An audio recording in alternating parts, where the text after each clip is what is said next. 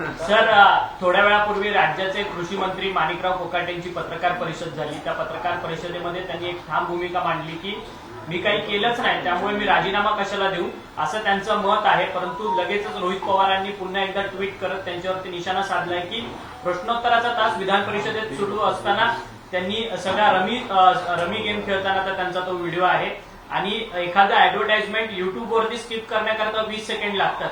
मग 42 सेकंड का लागले? 42 सेकंडचा तो सगळा व्हिडिओ आहे, असं रोहित पवारांनी दावा केलाय. कृषी मंत्र्यांनी खरंच गांभीर्याने राजीनामा द्यावा का?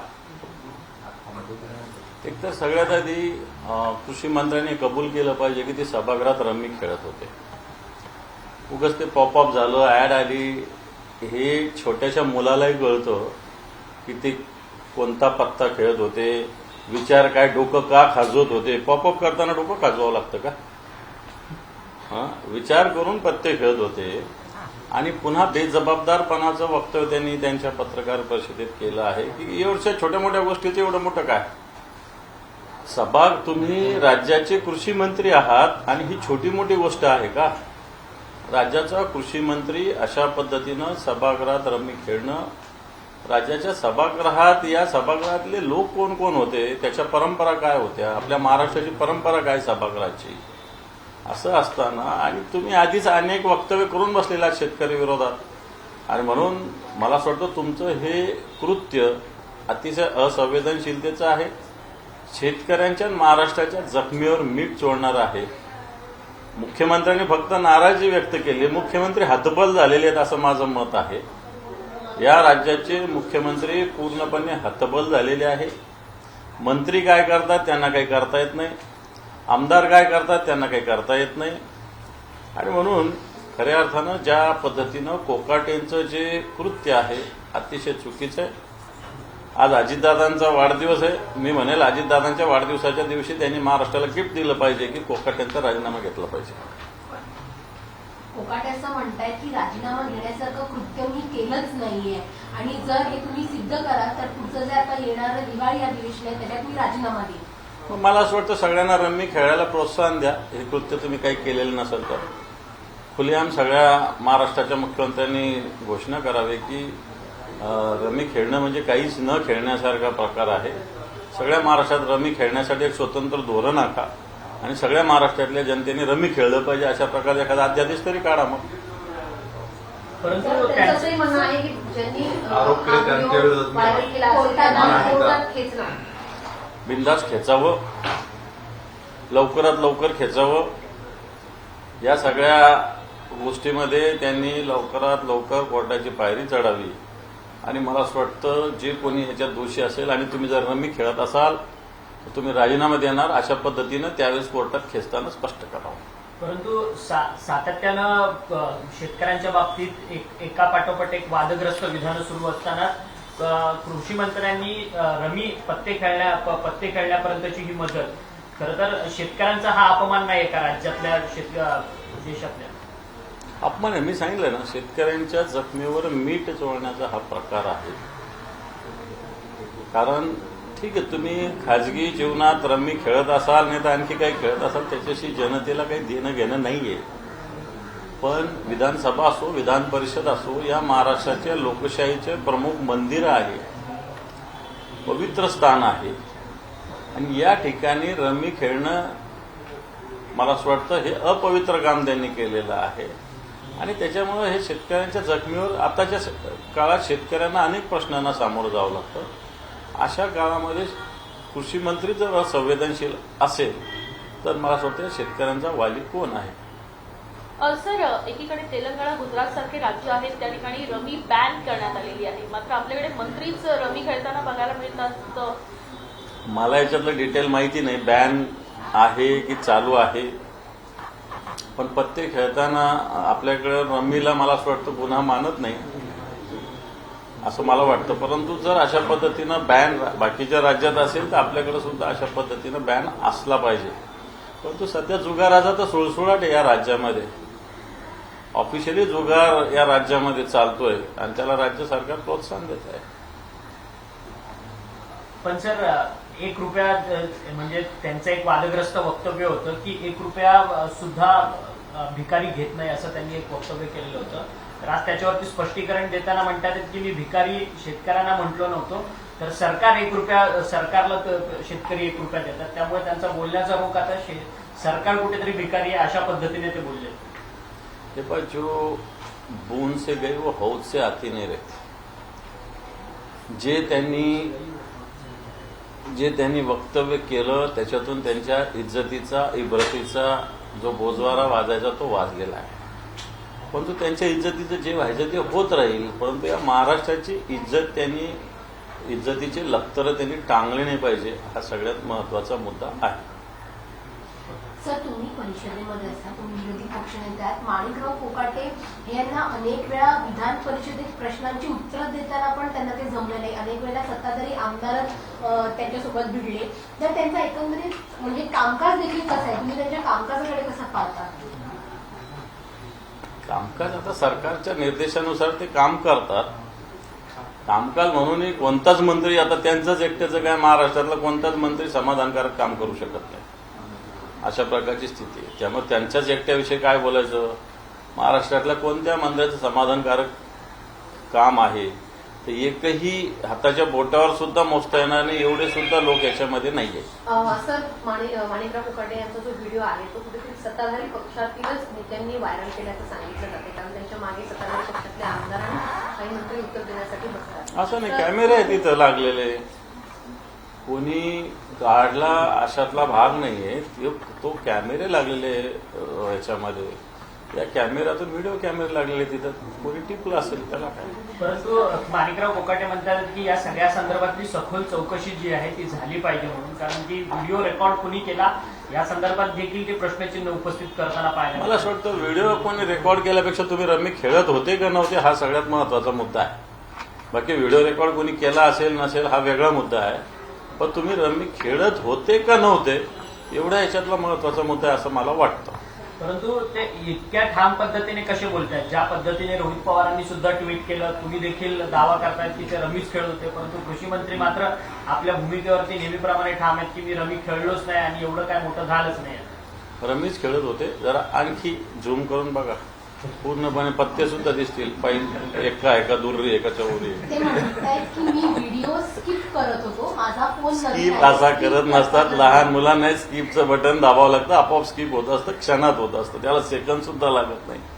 एवढे वेळ 4-4 वेळेस बटन स्किप करायला दाबावं लागत नाही. मला वाटतं तुम्हालाही चांगलं माहिती आहे. आणि आधी त्यांनी नवीन वक्तव्य केलेलं होतं, म्हणजे सुरुवातीला त्यांचं एक वक्तव्य आलेलं होतं, या प्रकरणात त्यांनी 2 ते 3 वेळा स्टेटमेंट बदलल्याचं पाहायला मिळतं. ते दोषी माणूस गिल्टी असल्यानंतर, दोषी असल्यानंतर अशा पद्धतीनं सातत्यानं वक्तव्य बदलत असतो. सर, महाराष्ट्रात अनेकराचं प्रकरण खूप असताना पाहायला मिळते. खऱ्या अर्थानं खडसेंनी मी बोलतो त्याच विषयावर, मी त्याही विषयावर येतो. महत्वाच्या मुद्द्याकडे आपण दुर्लक्ष करतोय. 2006 11 जुलैला मुंबईत जो बॉम्बस्फोट झाला होता, ज्याच्यात 120च्या वर लोकांचा बळी गेला होता. हे बॉम्बस्फोट वेगवेगळ्या ठिकाणी रेल्वेमध्ये एकाच वेळेस झाले होते साखळी पद्धतीनं. याच्यातले 12च्या 12 आरोपी काल निर्दोष सुटलेले आहे. खालच्या कोर्टाने काही लोकांना फाशी आणि काही लोकांना जन्मठेप दिली होती. मला याच्यातला 120 का 129 आकडा मृतांचा होता 2006 मध्ये. 12 आरोपी त्याच्यामध्ये अटक होते. मला वाटतं सिमी संघटनेचे असतील, परंतु हे 12चे 12 लोक ज्यांना खालच्या कोर्टानं फाशी आणि जन्मठेप, 5 जणांना फाशी आणि 7 जणांना जन्मठेप, हे सगळे निर्दोष काल कोर्टाने सोडलेले आहेत. राज्य सरकार एकीकडे दहशतवादाच्या विरोधात बोलते, केंद्र सरकार दहशतवादाच्या विरोधात बोलते, परंतु आपण कोणता स्फोट होता, त्याच्यात कोणतं स्फोटसाठी साहित्य वापरलं गेलं, काय काय झालं, हे सुद्धा कोर्टात सांगू शकलेलं नाही महाराष्ट्राचं सरकार. आणि म्हणून महाराष्ट्राच्या सरकारच्या बेपर्वाईमुळं 2006च्या या घटनेतले रेल्वेतील साखळी बॉम्बमधले आरोपी निर्दोष सुटलेले आहेत. खरं तर सरकार कोणत्याही विषयावर मागच्या सरकारवर दोष देत असतं, परंतु ही सुनावणी चालू असताना स्पष्टपणे जर सगळे सरकारी वकील जे वक्तव्य आहे, कोर्टाचं जे वक्तव्य आहे ते जर बघितलं तर हा स्फोट वापरण्यासाठी काय काय केमिकल वापरलं, कशा पद्धतीने केलं, एवढी साखळी सुद्धा सरकारला सिद्ध करता आली नाही आणि परिणामी 12 आरोपी निर्दोष सुटलेले आहे. सरकारने पुन्हा एकदा सुप्रीम कोर्टात गेलं पाहिजे. या 12 आरोपीची जी जन्मठेप आणि फाशी रद्द केलेली आहे त्याला चॅलेंज केलं पाहिजे आणि हा तपास नव्याने करत असताना पुन्हा एकदा याच्यातले एक्सपर्ट बोलवले पाहिजे. कारण 12 लोक सुटत असताना 120 लोकांचा जो बळी गेला आहे तो महाराष्ट्र कदापि विसरू शकत नाही. म्हणून सगळ्यात आधी हा जो कालच्या घटनेकडे, ठीक आहे बाकीचे राजकीय विषय आपल्या चालतील, परंतु सगळ्यात आधी मुंबई बॉम्बस्फोट जो 2006चा आहे याच्यातल्या सगळ्या आरोपींचा जो जामीन झाला याला सरकार जबाबदार आहे, राज्याची विधी विभागाची यंत्रणा जबाबदार आहे. सगळ्यात आधी ज्या ज्या अधिकारी याच्यात तपासत होते त्यांची चौकशी झाली पाहिजे.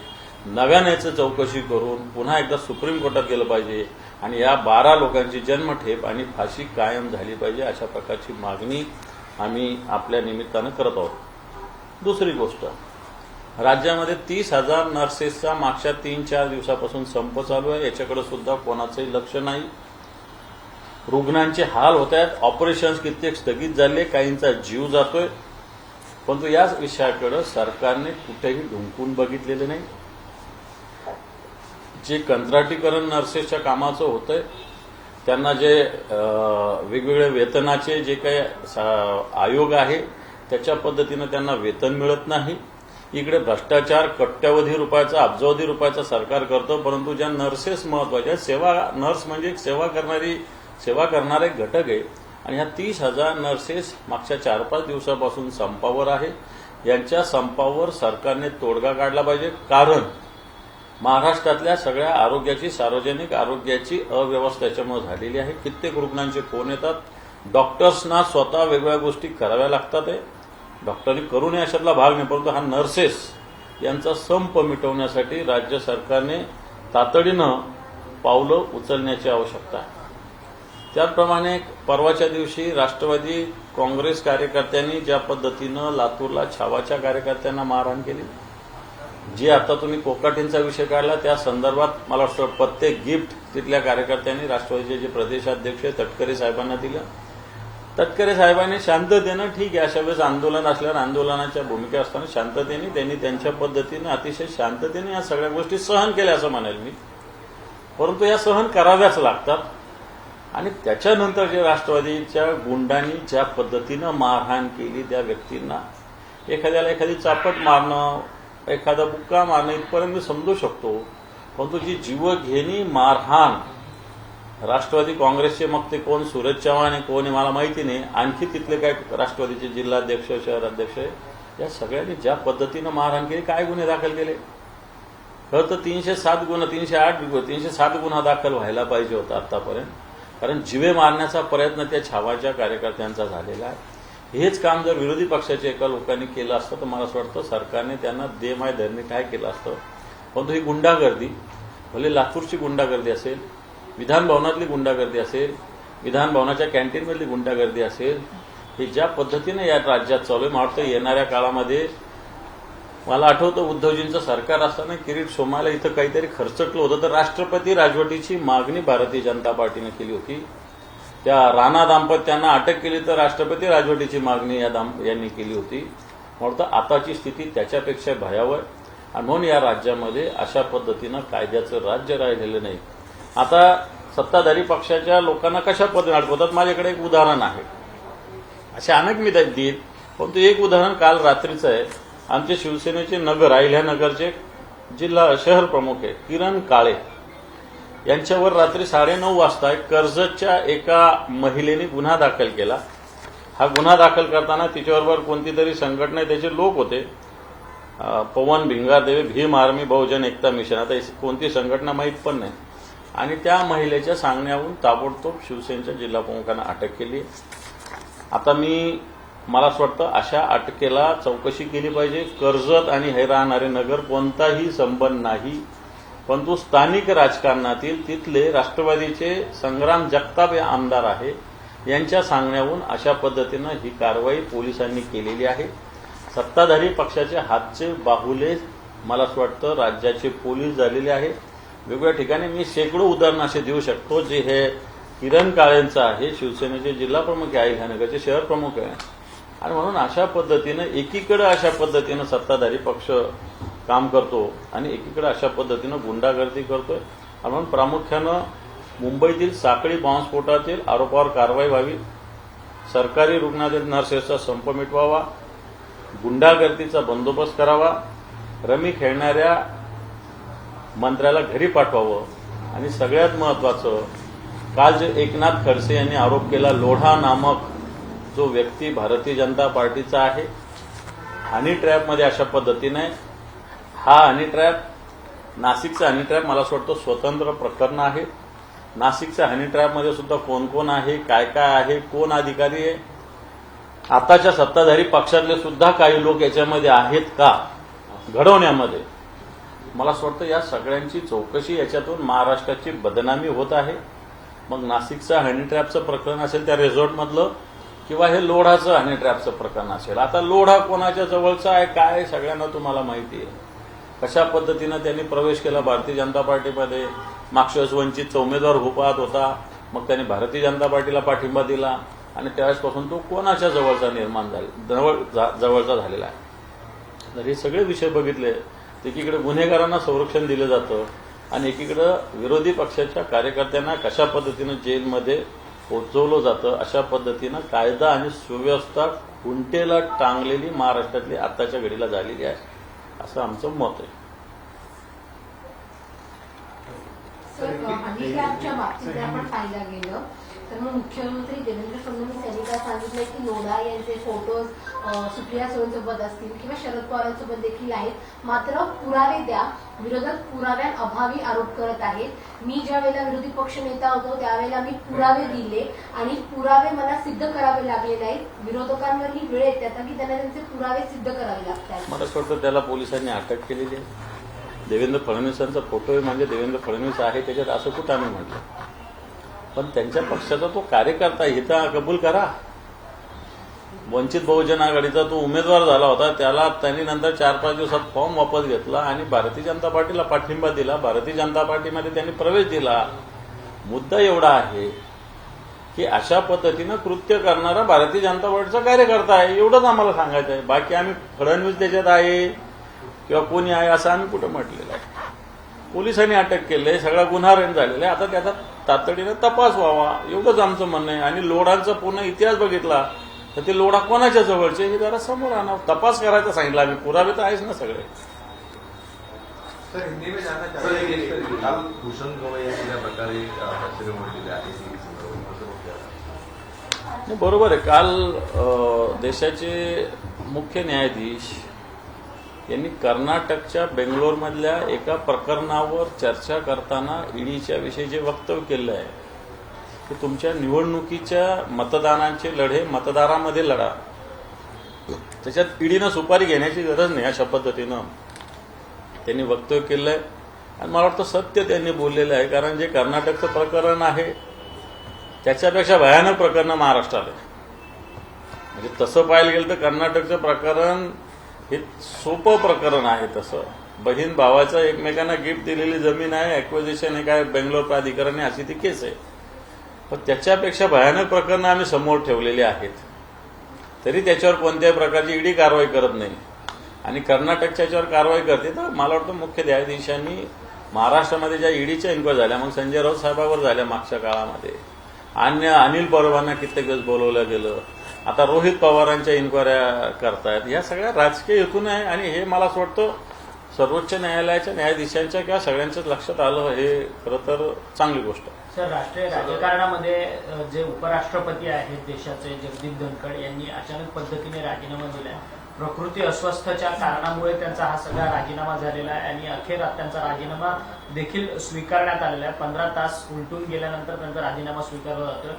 काय एकंदरीतच सांगाल या राजीनाम्याच्या संदर्भात? मला असं वाटतं तो देश पातळीचा विषय आहे, मला त्याच्यातलं जास्त माहिती नाही. राजीनामा दिला प्रकृती अस्वास्थ्यामुळे आणि तो स्वीकारला राष्ट्रपतींनी, एवढंच मला माहिती आहे. बाकी त्यातलं राजकीय कंगोरे मला कोणते ज्ञान नाही. हा तुम्ही मला महाराष्ट्रातल्या सगळ्या विषयाचं विचारा, मी सगळं सांगतो. जालिंदर सुपेकर यांच्यावरती मोठे आरोप झाले होते, मात्र जालिंदर सुपेकरांना पूर्ण विभागाने खरं तर जालिंदर सुपेकरांचं नाव वैष्णवी हगवणीच्या प्रकरणामध्ये चार्जशीटमध्ये असायला पाहिजे होतं, परंतु इथले पोलीस सत्ताधारी पक्षाच्या याला बांधलेले स्पष्ट होतंय. कारण हगवणे हे राष्ट्रवादीचे कार्यकर्ते अजितदादा पक्षाचे आहेत, सुपेकर त्यांना पाठिंबा देणारे आहेत.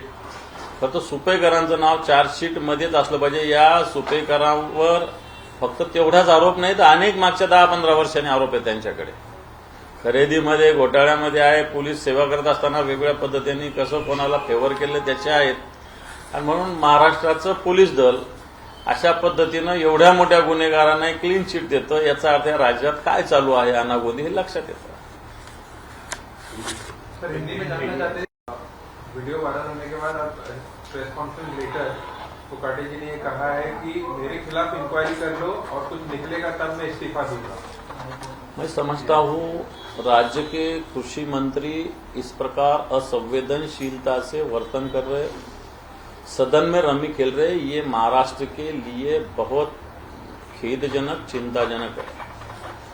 किसानों के अनेक प्रश्न अभी के समय में होते हुए अगर कृषि मंत्री सदन में रमी खेल रहे हैं तो उन्होंने तुरंत रिजाइन करना चाहिए. जिनको किसानों के जो समस्या है इसके बारे में कुछ लेना देना नहीं है, किसानों के हित के बारे में कुछ लेना देना नहीं है, और रमी खेलने में मशगूल है, तो सब में पहले वो कुछ भी बोले उनका रिजाइन सब में पहले होना चाहिए.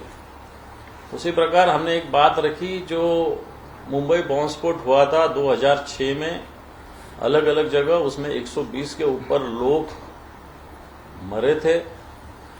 उनपे जो 12 लोग अरेस्ट थे उनपे केस चली, नीचे के कोर्ट ने कोई लोगों को फांसी, कुछ किसी को उम्र कैद की थी. लेकिन सरकार के जो एग्रेसिव स्वरूप उसमें नहीं रहा लीगली, और इसके वजह से 12 लोग छूटे हैं. मैं समझता हूं 120 जो लोग मरे थे उनकी आत्मा अब क्या कहेगी. इसलिए इस 12 लोगों को फिर एक बार सुप्रीम कोर्ट में इसके लिए अपील करके इनको अंदर डालना पड़ेगा, इनको फांसी पे लटकाना पड़ेगा. इसी प्रकार महाराष्ट्र में जिस प्रकार नर्सेस का स्ट्राइक चालू है, 30,000 नर्सेस स्ट्राइक पे है, इससे कई ऑपरेशन नहीं हो रहे, कहीं पेशेंट उनकी कैजुअलिटी के लिए उनके कुछ डेथ हो रहे हैं. और ये सब बातें हुए सरकार ने 30,000 नर्सेस के स्ट्राइक की तरफ ध्यान देना चाहिए. उनके जो प्रश्न है उसके तरफ मैं सरकार का ध्यानाकर्षण करता हूं. इसी प्रकार महाराष्ट्र में जो सत्ता में बैठे लोग हैं, जिस प्रकार गुंडागर्दी करते हैं, लातूर में जिस प्रकार कृषि मंत्री के रिजाइन के लिए छावा संगठन के कार्यकर्ताओं ने आंदोलन किया, उनको एनसीपी के गुंडों ने जिस प्रकार मारपीट की है, मैं समझता हूं ये मस्ती सत्ता की, इसके लिए इन लोगों पे कड़ी से कड़ी कार्रवाई की जरूरत है. महाराष्ट्र में इस प्रकार राष्ट्रवादी के कार्यकर्ता गुंडागर्दी कर रहे हैं, एकनाथ शिंदे के कार्यकर्ता गुंडागर्दी कर रहे हैं, और बीजेपी ये सब देख रही है. और इसलिए जो गुंडागर्दी लातूर में हुई, जो गुंडागर्दी विधान भवन में हुई, जो गुंडागर्दी विधान भवन के कैंटीन में हुई, ये सब महाराष्ट्र के मुख्यमंत्री सिर्फ देख रहे हैं, इस पर नाराजगी प्रकट कर रहे हैं, कार्रवाई कुछ भी नहीं कर सके. और इसलिए इस प्रकार कायदा व्यवस्था का प्रश्न महाराष्ट्र में बड़े सीरियसली खड़ा हुआ है. एक तरफ कोकाटे जी ये भी कहते हैं कि जितने विरोधी नेता हैं मेरे खिलाफ जो कह रहे हैं उनको मैं मानहानि का दावा नोटिस भेजूंगा. जल्दी से जल्दी भेजना चाहिए उन्होंने. उनका मान कितना है समाज में हम देखेंगे, क्योंकि कृषि मंत्री रहते हो अगर रमी खेल रहे होगे तो इनका मान क्या रहा. ये तो राज्य का मान कम कर रहे हैं, राज्य की हानि ये कर रहे हैं, इसलिए उनके नोटिस का हम रास्ता देखते हैं. वही आपने कहा कि दादा गिफ्ट देंगे अगर आप मांग. अभी दादा की पार्टी के लोग रोज गुंडागर्दी करते हैं, छावा के कार्यकर्ताओं को मारते हैं, कृषि मंत्री रम्मी खेलते हैं, कुछ कार्यकर्ता अपने बहू को मार डालते हैं. तो ये दादा के कार्यकर्ता इसी प्रकार के काम कर रहे हैं. अब दादा देखेंगे क्या करना है क्या नहीं.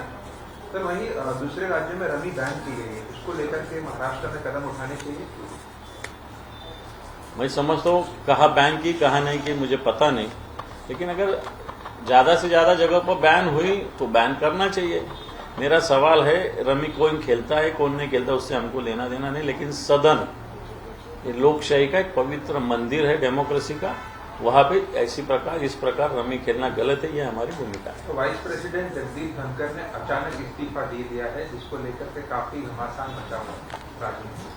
हमें ये नेशनल लेवल का कोई पता नहीं है, लेकिन रिजाइन दिया है उन्होंने अपने कुछ आरोग्य के मसले के कारण, बाकी इसके ऊपर हमको कुछ पता नहीं। सर, आपने ट्रेन सीरियल ब्लास्ट का जिक्र किया, इसको लेकर सवाल खड़े किए, इसे लेकर राजनीति फिलहाल देखने मिले राज्य में। सरकार कह रही है कि हम इसे सुप्रीम कोर्ट पर लेकर जा रहे हैं, पूरे मुद्दे को एक बार फिर से रिव्यू किया जाएगा। वहीं अबू आजमी कहते हैं कि एक बार फिर साबित होता है कि कैसे मुसलमानों को टारगेट किया जाता है और उन्हें फॉल्स केसेस में फंसाया जाता है। ये देखो, इसमें सरकार बहुत सारे बातें कोर्ट में सिद्ध नहीं कर सकी। बॉम्ब ब्लास्ट में क्या क्या यूटिलाइज किया है, किस प्रकार चेन थी, तो इसका सरकार का लीगल जो विभाग है वो कार्यक्षम है, और सरकार की अकार्यक्षमता से ये बात हुई है। नीचे का कोर्ट 5 लोगों को फांसी सजा सुनाता है और 7 लोगों को उम्र कैद सुनाता है, और ऊपर का कोर्ट ये सब रिजेक्ट करता है। मैं समझता हूँ इसमें कोई हिंदू मुस्लिम करने की जरूरत नहीं। मरने वाले में भी हिंदू भी थे और मुस्लिम भी थे, 120 लोग मरे थे उसमें। और इसमें अगर कोई पकड़े गए होंगे मुस्लिम तो उसको हम धर्म का उसका रूप देने की जरूरत नहीं, लेकिन जो कोई दोषी है उसके खिलाफ सुप्रीम कोर्ट में सरकार ने जाने की जरूरत है। अभी सरकार फेल्योर हुआ है, ये हम बात इसमें कहते हैं। सर, केंद्र सरकार लगातार अवैध बांग्लादेशियों पर कार्रवाई कर रही है, लेकिन यूपी के मुख्यमंत्री योगी आदित्यनाथ का एक ताजा फैसला चर्चाओं में है, जहां वो कहते हैं कि 1960 से 75 के बीच जो भी विस्थापित बांग्लादेशी हैं जो भारत में फिलहाल रह रहे हैं, उन्हें 10,000 परिवारों को स्थापित किया जाएगा, उनके लिए जमीन दी जाएगी। कहीं ना कहीं केंद्र की विरुद्ध ये बात जाती नजर आ रही है। मैं समझता हूँ ये अलग अलग नीति अलग अलग राज्य रख रहा है, इसमें केंद्र ने संयुक्त रूप से इसमें भूमिका लेने की जरूरत है। बांग्लादेशियों को कोई भी स्थिति में यहाँ पे हमने रखना नहीं चाहिए, क्योंकि बांग्लादेश जिस तरह हिंदुस्तान से बर्ताव कर रहा है, एक भी बांग्लादेशी हिंदुस्तान में नहीं रहना चाहिए। सर, कांवड़ यात्रा शुरू है, उस दौरान उत्तर प्रदेश और उत्तराखंड में क्यूआर कोड का आदेश लागू किया गया है। सुप्रीम कोर्ट ने क्यूआर कोड मामले को रोक लगाने का फिलहाल इनकार कर दिया है। क्यूआर कोड क्या के लिए हो? जो जाते हैं वहाँ पर धर्म और जाति के नहीं, क्यूआर कोड क्या के लिए मुझे मालूम नहीं, लेकिन कावड़ियों के लिए सुविधा देना चाहिए। लेकिन कावड़ियों जिस प्रकार उन्माद मचा रही है वो भी गलत है, क्योंकि हमने कल देखा है उन्होंने पुलिस की गाड़ी की तोड़फोड़ की, कुछ जलाया। मैं समझता हूँ धर्म के लिए जा रहे हैं, शिव भगवान के लिए जा रहे हैं, तो ये तांडव रास्ते में करने की जरूरत नाही असं मी समजतो. चलो बस थँक्यू. सर भाजप जे आहे ते आता येणाऱ्या महानगरपालिका आणि एकूणच लोकल बॉडी इलेक्शनसाठी भाजपची तयारी सुरू आहे, जास्तीत जास्त करून मुंबईमध्ये. त्यामुळे येणारे जे काही सणवार असतील त्यामध्ये भाजप जे आहे ते हिंदू मुस्लिम गुजराती मराठी अमराठी या प्रकारची विभागणी करून जनतेशी संपर्क साधण्याचा प्रयत्न करत आहे. दुसरीकडे दोन्ही ठाकरे बंधू एकत्र येणार की नाही यावर अद्यापही प्रश्नचिन्ह उपस्थित होते. मला असं वाटतं निवडणुकीसाठी जातीभेद धर्मभेद वोट जातीभेद हे करणं चुकीचं आहे. आपल्या कामाच्या बळावर निवडणुकीत मतं मागितली पाहिजे आणि कामाच्या बळावरच निवडून आलं पाहिजे असं माझं स्पष्ट मत आहे. भारतीय जनता पार्टी अशा पद्धतीनं समाजात भेद पाडण्याचा प्रयत्न करत असेल राजकारणासाठी ते चुकीचं आहे. पण सर जिकडे ज्या ज्या ठिकाणी मुस्लिम किंवा इतर भाषिक ज्या ठिकाणी पर्सनल इंडिव्हिज्युअल जोरावर जे उमेदवार विरोधकांचे निवडून आलेले आहेत अशा लोकांना खास करून भाजपमध्ये घेण्यासंदर्भातली रणनीती देखील त्यांची होताना बघायला मिळते. किती लोकांना घेतील ते किती लोकांना घेतील हा एक प्रश्न आहे ना. एका वार्डात एकच माणूस थोडी निवडून येण्याच्या क्षमतेचा असतो. 4-4 5-5 असतात. घेऊन घेऊन किती लोकांना घेतात. त्याच्यावर मला असं वाटतं या घेण्यामुळं त्यांच्यातलेच लोक जे बेसिक काम करणारे नाराज आहे आणि त्याच्यामुळं ही प्रवृत्ती चुकीची आहे. घेत असेल तर घेऊ द्या, परंतु जनता एका विचारसरणीच्या मागे असते, एका विचाराच्या मागे असते. आणि मुंबई मला असं वाटतं निवडणुकीनंतर मुंबई काय महाराष्ट्र दाखवून देईल. कारण महाराष्ट्राच्या निवडणुकीत काय काय झालं आजही संसदेत चर्चा चालू आहे, कालही संसदेत चर्चा झाली, हे सगळ्या जगाने पाहिलेलं आहे. सर असदुद्दीन ओवैसी ने कहा है कि अगर ये 12 लोग इनोसेंट थे तो फिर 18 साल उन्हें जेल में कैसे रखा गया, ये गलत नहीं हुआ क्या, उनके साथ इनजस्टिस नहीं हुआ? इस पे मैंने मेरा मत रखा है, सुप्रीम कोर्ट में सरकार ने जाना चाहिए.